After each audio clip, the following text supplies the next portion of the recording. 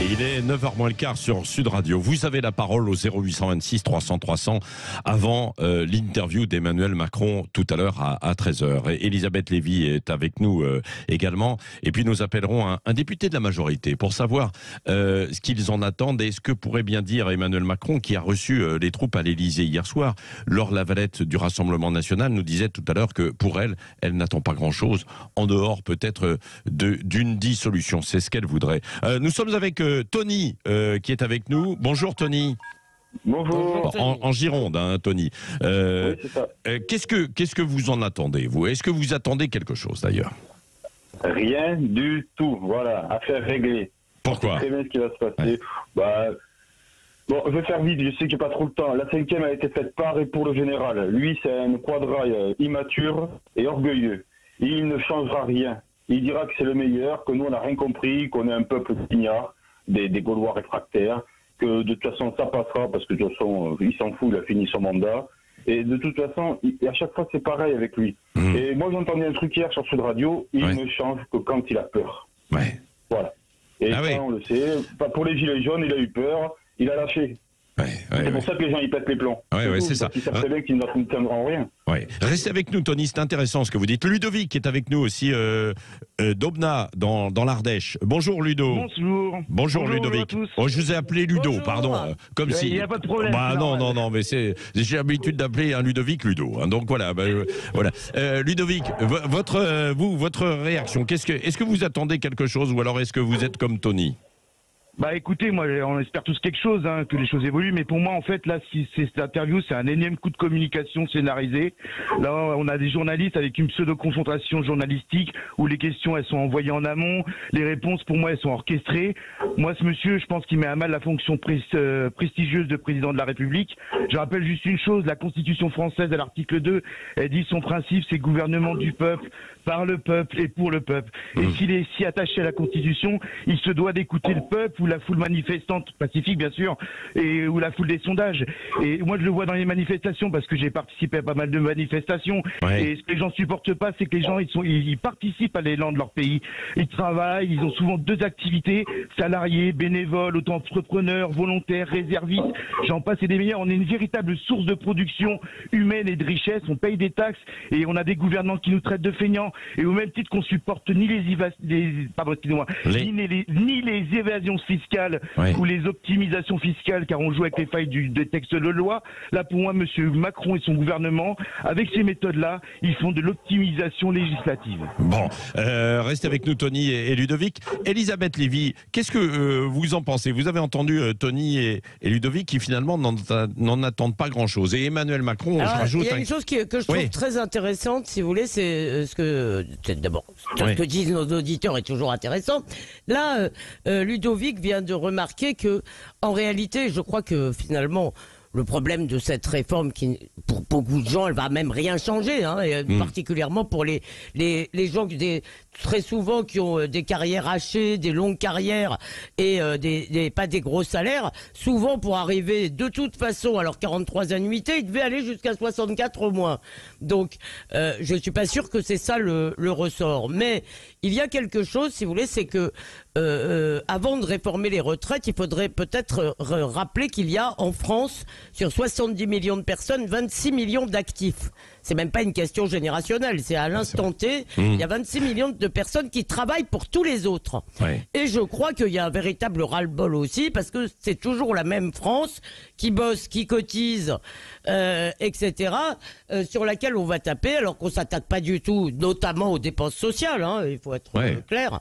Je crois qu'il y a beaucoup de gens qui en ont un peu marre, si vous voulez, de payer un système social qui, si vous voulez, quand on regarde par exemple ce qu'il y a pour, alors ça c'est un autre volet, mais on regarde ce qu'il y a pour l'AME, où vous pouvez à peu près tout vous faire payer, alors qu'il y a des Français et des gens, enfin des Français ou des résidents légaux en France, qui eux ne peuvent pas se soigner, si vous voulez, ça finit par énerver les gens. Donc je ne suis pas sûr que c'est l'enjeu, c'est la réforme elle-même qui n'est pas au-delà, quoi. Ça va au-delà. Vous estimez que c'est pas la colère actuelle d'une partie de la population, c'est pas que la réforme des retraites. retraites, quoi. C'est ce que vous dites, quoi, Elisabeth Lévy. Et je voudrais quand même dire que les gens qui manifestent, parce que moi j'appelle pas ça des manifestations, une manifestation c'est déclaré, il y a un parcours, demain, c'est autorisé, etc. Oui, je dis oui, ce sera une manifestation.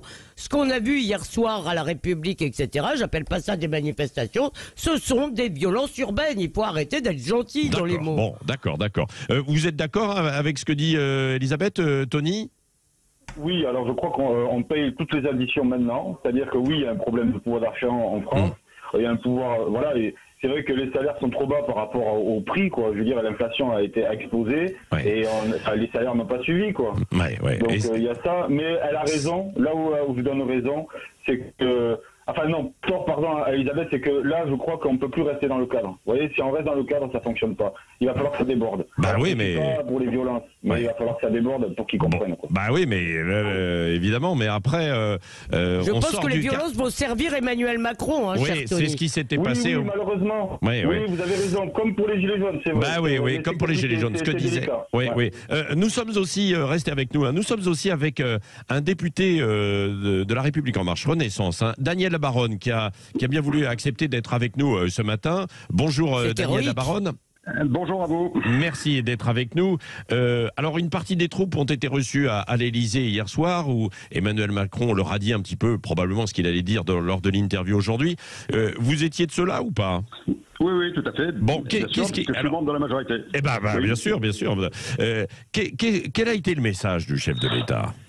D'une part, de nous remercier d'avoir été dans l'hémicycle et d'avoir défendu cette réforme des retraites.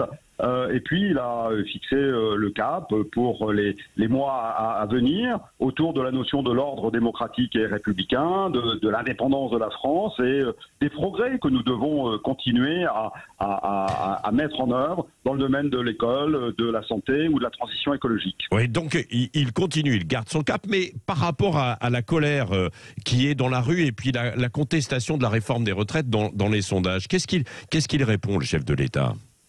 Alors, il faut bien évidemment entendre cette colère, il faut la comprendre, mais il faut être aussi dans une démarche d'apaisement, de dialogue, de discussion pour continuer à avancer sur des réformes qui sont devant nous. J'entendais parler de la question de l'inflation et des salaires. Oui. Eh bien, nous engageons une réforme sur la question du partage de la valeur dans l'entreprise. Et nous le faisons avec les partenaires sociaux, bien évidemment. La vie ne s'arrête pas avec cette loi sur les retraites, la vie politique, la vie sociale. Nous sommes une démocratie sociale dans laquelle la négociation est permanente. Oui. Il n'a pas du tout évoqué de dissolution ou de remaniement. Non, hier pas soir. Du tout. Non, pas du tout. Il était très, très offensif en disant que la censure n'a pas été adoptée. Donc, nous avons en quelque sorte gagné un vote et nos oppositions ont perdu ce vote. Et puis, quelle opposition pour quelle majorité ? Une majorité qui associerait les députés de la NUPES avec ceux du Rassemblement national ? Enfin, c'est clownesque comme hypothèse de majorité pour gouverner notre pays. Oui. Et Elisabeth Lévy veut vous poser une question. Pardon, bonjour monsieur le député. Tout de même, excusez-moi. Bon, oui, effectivement, le vote est passé. Moi, je suis pas du tout, d'ailleurs, moi, je suis plutôt prête à défendre le 49.3 dans d'autres contextes. Si vous voulez, disons que j'ai du mal à croire que c'est le 49.3 qui met le pays dans cet état. Néanmoins, quand vous parlez de victoire, c'est un peu une victoire dans un champ de ruines, quand même. Vous avez entendu parler de Pyrrhus ou... Oui, mais écoutez, mais quand on votre victoire, excusez-moi... Quand on regarde l'histoire de la Ve République, eh bien, de grandes réformes sont passées avec la force de frappe. Grâce au 49.3. La force de frappe, le CSG, la force de frappe, etc. C'est un outil démocratique qui est prévu par la Constitution. Alors, soit on change oui, non, mais attendez, Pardon, ça j'entends bien puisque c'était mon point de départ. J'entends bien, je sais que la dissuasion française est née avec un 49.3 et encore je vous le dis, je suis pas, moi le 49.3 ne me met pas dans tous mes états, mais vous devez bien observer moi aussi l'état du pays. Donc si vous voulez parler de victoire, est-ce que vous croyez pas quand même que vous charriez ? Mais chère madame, l'état du pays, nous sommes le pays où l'inflation est la plus faible comparée à nos partenaires européens. Nous sommes le pays où nous avons créé 1,6 million d'emplois. Nous sommes le pays où la croissance économique... Non mais vous croyez que ça va marcher, ce discours-là ? Ce que j'essaye de vous dire, c'est que si vous dites ça aux Français aujourd'hui, c'est inaudible. Est-ce que vous voyez bien, si vous voulez que les gens... Elisabeth, laissez Daniel Labaronne. Oui, allez-y. Je ne le dis pas seulement aux Français à travers votre antenne, je le dis à mes compatriotes dans ma circonscription, où il y a des gens qui ont retrouvé le sourire parce qu'ils ont retrouvé un emploi, qui voient bien que nous faisons des efforts pour faire en sorte que l'énergie soit moins importante, moins élevée dans le budget des ménages à travers le chèque énergie. On voit bien que tout un tas de dispositifs ont été favorisés en ruralité, les maisons France Service, tous les dispositifs pour permettre de relier les gens grâce à la fibre. Enfin, il y a des choses très très concrètes sur le terrain qui ont été mis en place et qui permettent de mieux vivre aujourd'hui. Je ne crois pas qu'il faille avoir une vision catastrophique de notre pays. Nous sommes le pays qui... Oui. Voilà. Oui. Non, mais merci Daniel Labaronne d'avoir répondu donc à notre appel. Merci et puis d'avoir posé le décor, selon vous, évidemment. On l'entendait à travers Tony et Ludovic. Ce n'est pas tout à fait la même vision des choses, bien sûr, parce qu'il y a aussi les prix, l'inflation, qui font que, évidemment, la vie est quand même assez compliquée. Merci Daniel Labaronne. Dernier appel, tiens.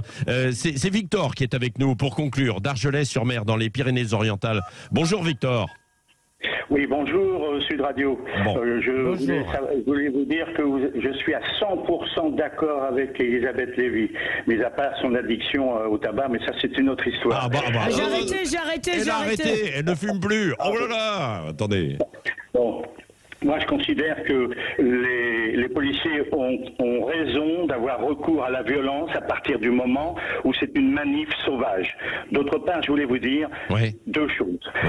On sait que la France est double championne du monde de foot, c'est indéniable. Par contre, la France est triple championne du monde dans 3 catégories différentes. L'assistanat, la fainéantise et l'incivilité. Les Français ne sont plus courageux. Quand j'entends le RN dire que c'est 40 ans, à 60 ans tout le monde doit partir, mais je rêve, même pas en rêve. Bon. Par contre, pour finir, je voudrais lancer un avis à tous les fossoyeurs du pays, c'est-à-dire Martinez, Berger et leur clique anarchiste, Hidalgo et ses bobos écolos, LFI et ses amis soumis. Lâcher en ligne, ça suffit. Tout le monde au boulot. Bon, voilà, c'est clair avec vous, Victor. Merci en tout cas, vous avez été très nombreux à nous appeler. Vous pourrez continuer tout à l'heure, après Valérie Expert chez Jean-Jacques Bourdin et André Berkoff ce midi. Il est 8h57. Merci de nous avoir suivis. Ça continue évidemment sur Sud Radio, parlons vrai. Et puis ce soir dans Les Vraies Voix, on débriefera